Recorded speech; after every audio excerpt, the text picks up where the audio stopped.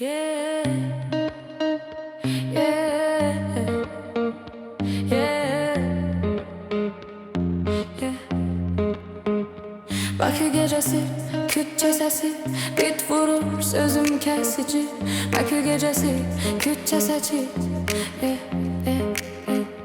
Ben gelirim sahneye, gölgeler kaçır. Sözüm barut kimi kulakta patlayır.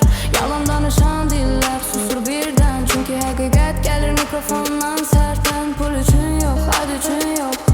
Ruhum danışır, bu sesim çok. Dost azı düşman boldur bilirəm. Ama zirveye çıkmağı sevirəm. Bu rap benim kanımdı, canımdı. Ay, küçe büyüdü, sene tanıdı. Ay, geri yol yok, bakışım kabaklı. Ay, sözüm gülle kimidi, bam oynadı. Ay,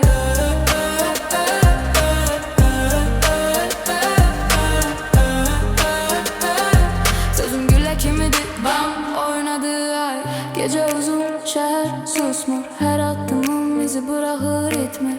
Sahte gülüş, sahte oyun. Ben realam, bunu hissedir ruhum. Kalem silahtır, defter cephe. Her misra zerbe, sessiz keyfi. Kim dedi, rahat gelir zirve. Terle yazdım bu hayatı, sayfa sayfa. Ben değişmedim, dünya maske taktı. Sözüm acıdı, çünkü hayat acıttı. Yıkıldım ve kalktım yine ben.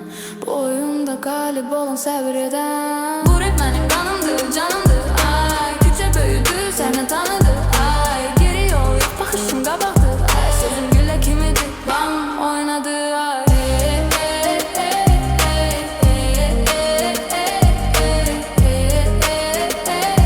sözüm gülle kimidi, bam oynadı. Ay, bit susar, ad kalır.